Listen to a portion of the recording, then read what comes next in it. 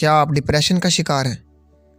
میں نے حال ہی میں معاشرے کا تجزیہ کیا تو معلوم ہوا کہ بہت سے لوگ آج بھی اپنی ڈپریشن کا علاج نہیں کرواتے کیونکہ وہ خود نہیں جانتے کہ وہ ڈپریشن کا شکار ہے۔ بہت سے لوگوں کے لیے ڈپریشن ایک مذاق یا پہیلی ہے۔ ایک وہ دور تھا جب ماہرین نفسیات مریض کے پاگل پن ہونے کی تحقیق کرتے تھے، لیکن اب ڈپریشن کی تحقیق کرتے ہیں۔ سوال یہ پیدا ہوتے ہیں کہ ڈپریشن کیا ہے، اس کی بیماریاں کیا ہیں، اس کی اقسام اور وجوہات کیا ہیں، اس کا علاج کیسے کیا جاتا ہے۔ بہت سے لوگ جب چند منٹوں یا گھنٹوں کے لیے اداس ہو جاتے ہیں تو کہتے ہیں مجھے ڈپریشن ہو گیا ہے، لیکن جب ڈاکٹر یا ماہر نفسیات ڈپریشن کا نام لیتے ہیں تو ان کے ذہن میں ڈپریشن کا خاص خیال پیدا ہوتا ہے۔ ڈپریشن کی کئی قسمیں ہیں۔ میں اس ویڈیو میں چند ایک کا ذکر کروں گا تاکہ آپ کو اور اس نفسیاتی مسئلے اور ذہنی بیماری کی شدت کا اندازہ ہو سکے اور آپ کے ذہن میں اس کے علاج کا واضح خیال پیدا ہو سکے۔ ڈپریشن کی پہلی قسم گریف ریئیکشن کہلاتی ہے، جو کسی عزیز کی موت واقع ہونے کے بعد پیدا ہوتی ہے۔ جب کسی شخص کا کوئی اپنوں میں سے ماں یا باپ، دوست یا قریبی رشتہ دار فوت ہو جاتا ہے تو وہ اداس ہو جاتا ہے۔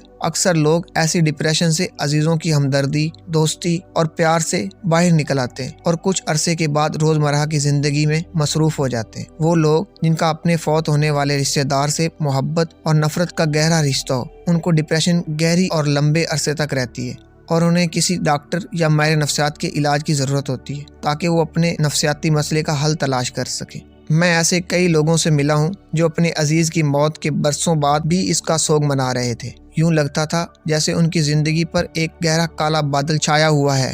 ایسے لوگوں کو ماہر نفسیات سے مشورہ کرنا چاہیے۔ ڈپریشن کی دوسری قسم ڈستھائمیا کہلاتی ہے۔ ایسی ڈپریشن کے بہت سے مریض یا تو ایسی ملازمت کر رہے ہوتے ہیں جہاں وہ خوش نہیں ہوتے، یا ایسی شادی کا حصہ ہوتے ہیں جہاں وہ ناخوش ہوتے ہیں۔ ایسے لوگ ایک تکلیف دہ شادی کے باوجود جذباتی، مذہبی یا سماجی سبب کی وجہ سے طلاق نہیں لے سکتے۔ جب انسان کسی غیر صحت مند ملازمت یا شادی کا حصہ بنا رہے تو آہستہ آہستہ وہ ڈپریشن کی طرف بڑھتا چلا جاتا ہے اور ایک دن پانی سر سے گزر جاتا ہے اور انسان کسی نفسیاتی مسئلے کا شکار ہو جاتا ہے۔ بہت سی خواتین اس لیے ڈپریشن کا شکار ہو جاتی ہیں کہ وہ اپنا خیال رکھنے کے بجائے دوسروں کا زیادہ خیال رکھتی ہیں۔ ڈپریشن کی تیسری قسم پہلی دو قسموں سے زیادہ تکلیف دہ ہوتی ہے۔ ایسی ڈپریشن ایک ذہنی بیماری کا حصہ ہوتی ہے جسے ہم مینک ڈپریسو النس یا بائیپولر ڈس آرڈر کہتے ہیں۔ ایسی ڈپریشن کے دوران مریض کی بھوک مٹ جاتی ہے، نیند اڑ جاتی ہے، وزن کم ہو جاتا ہے اور بعض دفعہ ذہن میں خودکشی کے خیالات آنے لگتے ہیں۔ ڈپریشن کی بیماری کی وجوہات میں 3 قسم کے فیکٹرز اہم ہیں۔ Biological factor. بعض مریضوں کے لیے ڈپریشن ایک وراثتی مرض ہے کیونکہ ان کے والدین ڈپریشن کا شکار تھے۔ جب کسی کے رشتہ دار ڈپریشن کا شکار ہوں تو ایسے شخص کے ڈپریشن کا شکار ہونے کے امکانات زیادہ ہوتے ہیں کیونکہ ان کے دماغ وہ کیمیائی مادے پیدا نہیں کرتے جو خوش رہنے کے لیے ضروری ہیں۔ Psychological factors. بعض لوگوں کی شخصیت ایسی ہوتی ہے کہ وہ آئیڈیالزم کا شکار ہوتے ہیں۔ ان کی اپنی ذات اور دوسروں سے توقعات حقیقت پر مبنی نہیں ہوتے، اس لیے وہ اکثر نا امید اور مایوس ہو جاتے ہیں اور ڈپریشن کا شکار ہو جاتے ہیں۔ Social factors. بعض مہاجرین جب ایک ثقافت سے دوسری ثقافت میں ہجرت کرتے ہیں تو اپنے دوستوں اور رشتہ داروں کو اتنا یاد کرتے ہیں کہ ڈپریشن کا شکار ہو جاتے ہیں۔ چونکہ ڈپریشن میں سائیکولوجیکل، بایولوجیکل اور سوشلی فیکٹرز اہم ہیں، اسی لیے اس کے علاج میں بھی ان فیکٹرز کا خیال رکھا جاتا ہے۔ اسی لیے ڈپریشن کے علاج میں میڈیسن، تعلیم اور تھراپی استعمال ہوتے ہیں۔ تھراپی میں مریض ایسے نفسیاتی طریقے سیکھتے ہیں جن سے وہ اپنے نفسیاتی مسائل حل کر سکیں اور ایک صحت مند زندگی گزار سکیں۔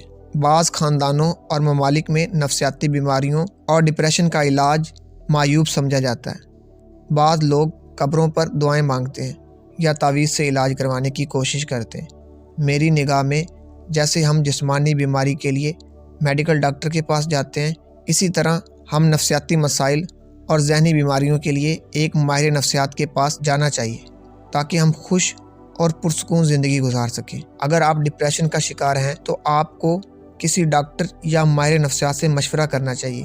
ڈپریشن ایک ایسی نفسیاتی بیماری ہے جس کا اس صدی میں تعلیم، میڈیسن اور سائیکو تھراپی سے کامیاب علاج ممکن ہے۔ ہم سب کی یہ ذمہ داری ہے کہ ہم ذہنی طور پر صحت مند زندگی گزاریں اور خدمت خلق کریں، خود بھی خوش رہیں اور دوسروں کو بھی خوش رکھیں۔ ہم سب کو یہ سوچنا چاہیے کہ اگر ہم خود خوش نہیں ہوں گے تو دوسروں کو کیسے خوش رکھ سکیں گے۔